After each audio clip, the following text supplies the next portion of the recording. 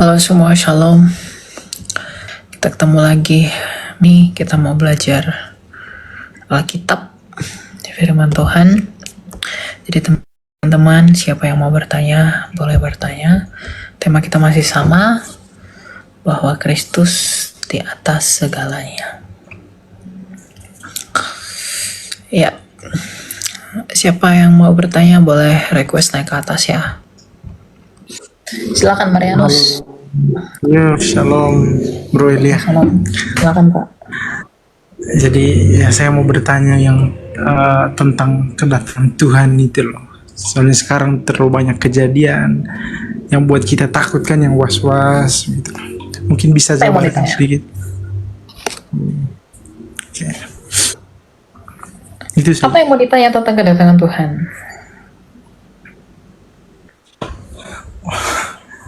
Maksudnya kan sekarang kan tanda-tandanya terlalu banyak gitu di seluruh dunia, terlalu banyak kejadian yang di luar dari apa yang kita pikirkan begitu. Jadi kan kalau kita berdoa itu biasa begitu. Ya, memang banyak kejadian-kejadian di dunia ini yang memang di luar kontrol kita. Yaitu adalah bagian dari penggenapan rencana Allah untuk dunia ini. Jadi saya bukan orang yang mau sok tahu dalam pengertian saya seperti yang lain yang ini tanda ini ya, saya nggak mau ya. Tapi bagaimanapun juga kalau Rasul Yohanes di zaman Tuhan Yesus mengatakan waktunya sudah dekat, maka 2000 tahun setelah itu tentunya dan seharusnya lebih dekat. Ya. Jadi sekarang kita apakah sudah dekat kepada kesudahan zaman itu? Harusnya lebih dekat. Karena di zamannya Tuhan Yesus sendiri, para rasul sudah mengatakan waktunya sudah dekat. Begitu, ya. Oke?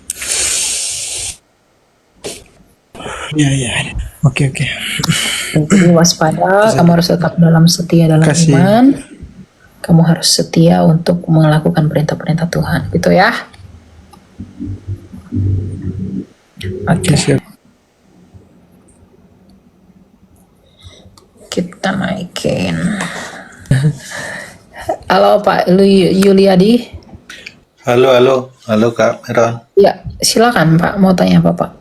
Pak, Bang, saya mau tanya tentang mengenai tabut perjanjian yang zamannya Nabi Musa itu penggenapannya itu saat ini itu wujudnya apa? Terus tabut perjanjian yang lama itu kemana? Gitu maksud saya.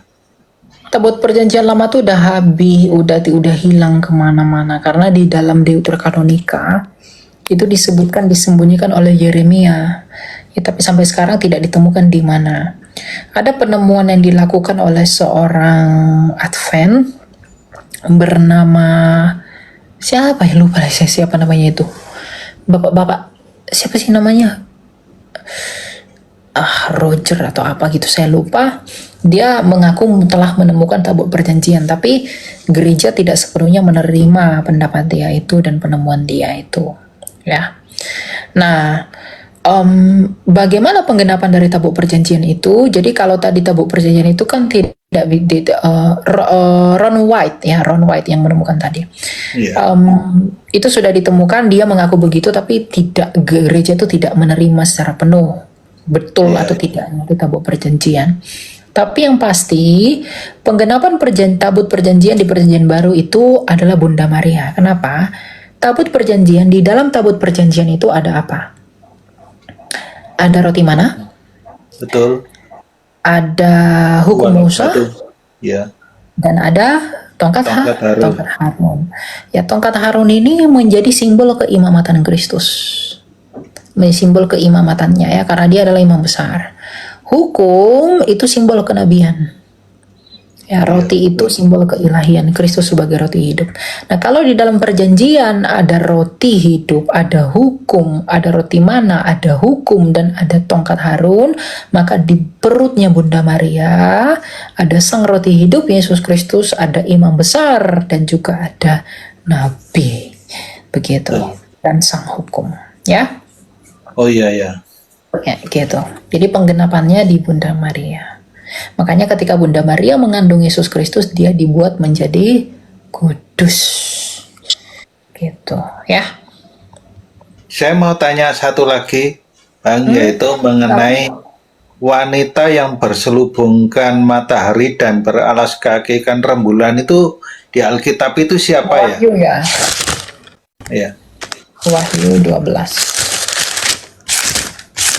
Itu merujuk kepada gereja ya. Jadi kita lihat ya. Lalu kemudian tampaklah suara suatu tanda besar di langit, seorang perempuan berselubungkan matahari dengan bulan di bawah kakinya dan sebuah mahkota dari 12 bintang di atas kepalanya. Perempuan adalah simbol gereja, umat Allah, karena mempelai perempuan.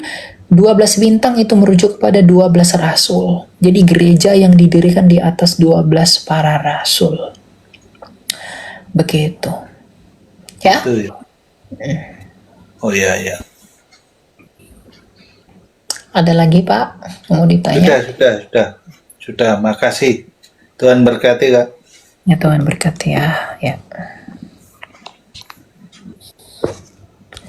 Di belajar Alkitab tuh asik teman-teman. Ada banyak hal yang kita nggak tahu, kita jadi tahu. Alkitab itu sampai mati pun nggak akan habis kita pelajari.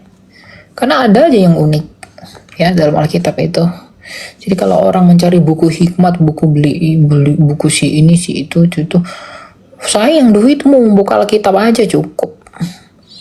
Penulis syair ternama misalnya Khalil Gibran aja ambil dari Alkitab kok, karena dia Kristen Maronit yang kemudian umat abad ke-7 menganggap ini mereka itu seiman dengan Kadron. Ternyata dia Kristen. Karena nama ada Holil-Holilnya, jadi dianggap ya biasa lah ya, namanya juga ajaran aneh. Halo, selamat malam. Iya malam, silakan. Siapa nih? Saya kagum banget sama Kak Elia. Sempat lihat yang kagum sama Tuhan, jangan sama saya. Iya, saya mau nanya yang soal pernikahan, Kak. Misalnya, kalau kan situ di Korintus ditulis ya, kalau misalnya kita sebagai laki-laki itu memberikan surat cerai, itu artinya kita membiarkan istri kita berzina. Itu benar ya, Kak ya? Perceraiannya karena apa dulu? Kalau karena dia berzina, boleh bercerai. Oh, enggak sih, enggak. Ya, berarti kalau kamu menceraikan dia bukan karena zina, berarti kamu yang berdosa. Oh, oke. Tapi kalau misalnya ada case, misalnya ada orang nih Kak, laki-laki misalnya, dia itu terpaksa harus memberikan surat cerai tersebut. Misalnya. Karena apa dulu? Dari misalnya case-nya itu orang tuanya yang memaksa gitu, orang tuanya dari perempuan misalnya. Itu kasusnya gimana itu?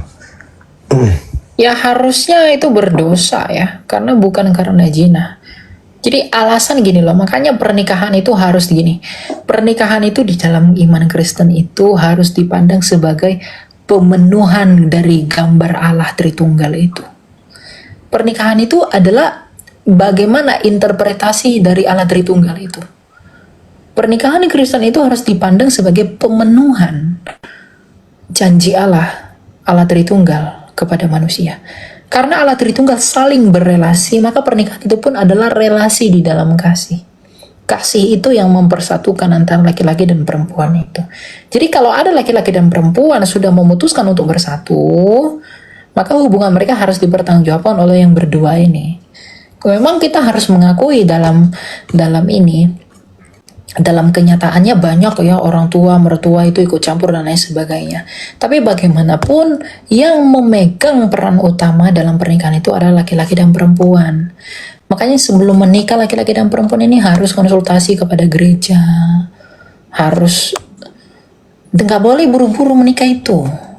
Karena pernikahan itu kudus di hadapan Allah. Nggak boleh dipermainkan.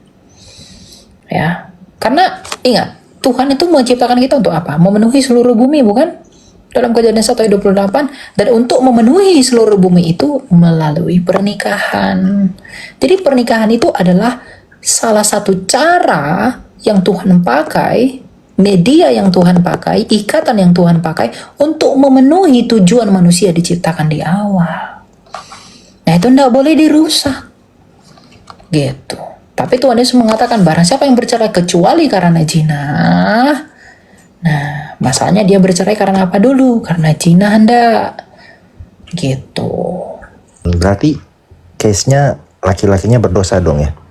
Walaupun terpaksa gitu harus memberikan gitu. Iya, memang perjanjian itu tidak boleh berdosa. Makanya setelah itu dianjurkan Rasul Paulus ya jangan menikah lagi kalau cerai hidup. Tapi kalau cerai mati boleh menikah lagi.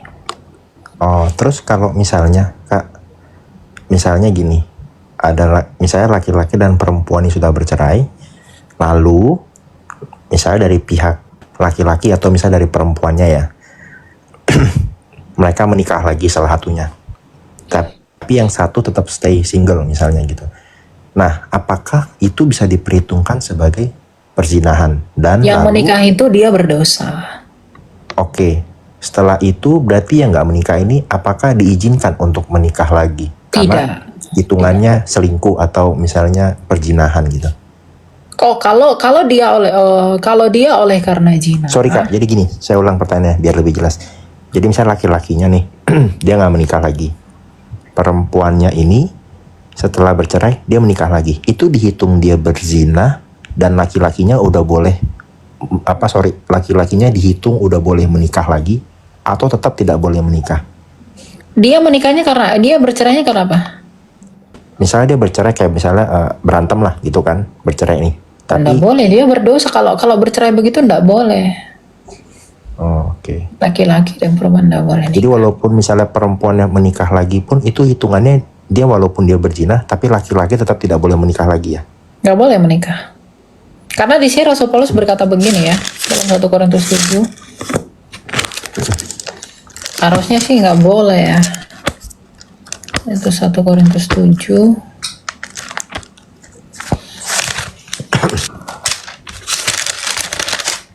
Memahami ayat ini harus hati-hati ya teman-teman ya. Ini, kepada orang-orang yang telah kawin, Tuhan perintahkan supaya seorang istri jangan bercerai dari suaminya. Jadi jangan bercerai. Jikalau ia bercerai, jadi pada prinsipnya cerai itu tidak boleh. Tapi kalau sampai bercerai, ia harus tetap hidup tanpa suami. Atau berdamai dengan suaminya. Gitu. Hanya itu yang diberikan kitab suci. Masalah kalau dia udah menikah lagi bagaimana? Ya kalau menurut prinsip ini sih tidak boleh. Tapi saya nggak mau menghakimi mereka yang sudah melakukan itu. Karena bagaimanapun latar belakang itu kan banyak ya. Hal-hal yang kita nggak tahu, bahkan saya pun nggak tahu. Tuhan yang akan jadi hakim buat mereka gitu. Kalau saya tidak mau menghakimi, saya hanya memberitahu apa yang tertulis saja. Karena saya tidak punya hak menghakimi. Oke. Terus kayak lihat, ini mungkin pertanyaan saya agak penasaran sih. Jadi kayak misalnya saya kan penasaran juga ya kenapa ini Islam dan Kristen itu kita ada sedikit kesamaan gitu dari segi cerita, dan saya agak cari tahu juga sih gitu dari segi Islamnya gitu kan. Soalnya saya lihat kayaknya kita kan kalau kita lihat Islam dan Kristen itu sebenarnya agak panas ya gitu ya. Jadi saya penasaran gitu, saya pengen tahu dari dua sisi gitu kan. Dan saya lihat ada beberapa video yang lewat gitu sempat ada dibahas juga, katanya Islam itu dia dari keturunan Ismail, benar bukan ya? Jadi kalau kita kan Ishak itu kan dari Israel, keturunan Ishak Israel, dan Islam itu dari Ismail ya katanya ya. Bukan. Bentar ya, saya buka ya. Gimana mungkin Islam keturunan Ismail? Soalnya ada aja klaimnya. Soalnya di Alkitab itu saya baca memang sih katanya Ismail pun juga akan dijadikan bangsa kan, karena Abraham itu juga meminta Ismail untuk memiliki bangsa juga lah gitu. Enggak. Keturunan bangsa Arab itu berasal dari bapa leluhur mereka. Bernama apa? Bernama Yoktan, bukan Ismail. Ya, nanti kita lihat nama keturunan Yoktan dan juga Ismail.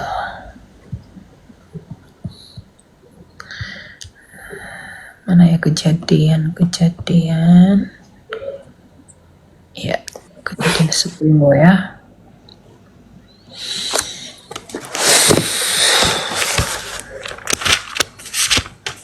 Ini kamu nanti kita baca kejadian 10 dan kejadian 25 antara keturunan Yoktan dan juga keturunan Ismail. Jadi orang Arab itu bukan keturunan Ismail. Sebelum Ismail Arab sudah ada kok. Kenapa? Keturunan Soalnya gini, Ismail ya. Kenapa saya bertanya ini? Soalnya saya pengen juga sahabat kita nih Kristen itu juga memahami Islam. Siapa tahu kalau kita bersaudara, kenapa kita harus ribut-ribut gitu loh. Oke, kita nggak bersaudara dengan mereka itu. Kita ada saudara itu. Pengajaran kita saudara dalam hal manusia satu dari Adam, tapi kita tidak saudara dalam pengajaran. Ya, daftar kejadian 10 ayat 25. Bagi Eber lahir 2 anak laki-laki. Yang seorang bernama Pelek sebab pada zamannya bumi terbagi-bagi. Dan adiknya bernama Yoktan. Yoktan mempunyai anak Amoldad, Selef, Hazarmawet, Yerah, Doram, Uzal, dan Dikla, Obal, Abimael, Sheba, Ofir, Hawila, dan Yobab. Itulah semua anak Yotan. Daerah kediaman mereka terbentang dari Mesa ke arah Sefar, pegunungan di sebelah timur. Itulah keturunan Sem menurut kaum mereka, menurut bahasa mereka, menurut tanah mereka, menurut bangsa mereka. Oke? Berarti ada siapa tadi anaknya? Ingat, anaknya ada siapa di sini? Satu. Hawilah. Kita setelah anak-anak si Yoktan ini ada Hawilah namanya. Nah, sekarang kita lihat kejadian 25. Kejadian 25. Ya. Inilah anak-anak Ismail ya. Disebutkan menurut urutannya. Nebayot, selanjutnya Kedar, Abdiel, Mifsyam, Mishma, Duma, Masyahadat, Tema, Yetur, Nafis, dan Ketma. Itulah nama anak Ismail, itulah nama mereka menurut kampung mereka dan menurut perkemahan mereka. 12 kepala suku, masing-masing dengan sukunya. Umur Ismail 137 tahun. Sesudah itu ia membuskan nafas terakhir dan meninggal dan dikumpulkan kepada kaum leluhur. Ingat, keturunannya mendiami daerah dari Hawilah sampai Syur yang terletak di sebelah timur Mesir,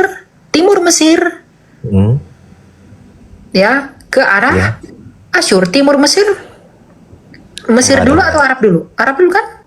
Iya. Nah, timur Mesir berarti daerah Hawilah ini berarti di daerah timur Mesir. Berarti sebelum Ismail ini ada, sudah ada daerah Hawilah. Berarti keturunan Ismail menduduki tempatnya si Hawilah yang ada di tanah di sebelah timur Mesir tadi yang adalah tanah Arab. Jadi orang Arab itu bukan keturunan Ismail, meskipun keturunan Ismail berasimilasi kawin campur dengan keturunan Yoktan yang ada di bangsa Arab itu. Oh, tadi sorry Kak. Saya nggak bisa dengar suara kamu. Sorry Kak, tadi ayat berapa Kak? Saya mau catat. Kejadian 10 ayat 25 dan kejadian 25 sebagai pembanding.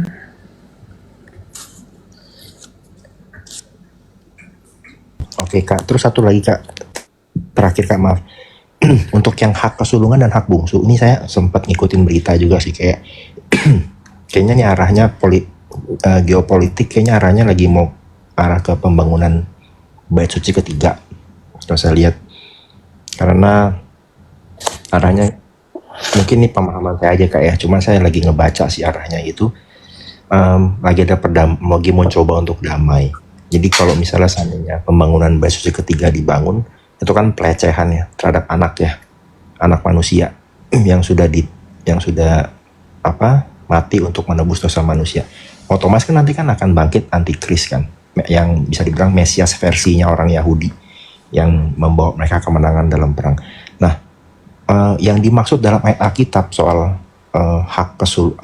anak sulung akan menjadi anak bungsu dan anak bungsu akan menjadi anak sulung, apakah itu maksudnya adalah nanti bangsa Israel sendiri ini, orang Yahudinya ini, mereka yang bakal terakhir diselamatkan, dan justru bangsa di luar dari Oh benar ya Kak ya? Ya, itu benar. Karena mereka menolak Yesus, maka hak kesulungan mereka sepelekan, maka diberikan kepada non-Yahudi. Itulah kita. Dan mereka pada akhirnya ketika non-Yahudi nanti sudah genap semuanya kepada Kristus, baru mereka terakhir. Apa ini ada korelasinya sama ini Kak? Sorry, kayak tabur dan tuainya ngaruh ke arahnya itu Esau sama Yakub. Karena kan Iya, Yakub memang kan Esau butuh Yakub Esau, itu Kak. adalah tipologinya. Oh, Tipologi dari Israel. oke. Oke, paham Kak. Cukup itu aja sih. Oke ya, ya. Makasih banget Kak Elia. Iya. Shalom. Salam. Silakan Saiko. Selamat siang Kak. Saiko. Malam.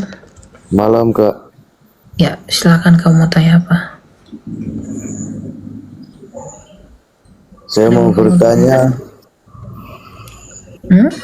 di dalam perjalanan salib Kristus, apakah Yudas mempunyai peran keselamatan? Tidak ada. Yudas menjual Yesus kan? Bukan menyalibkan Yesus kan? Yang menyalibkan Yesus kan orang Roma. Jadi Yudas itu bukan karena dia mengkhianati baru Yesus disalib. Dikhianati atau tidak pun dia tetap tersalib.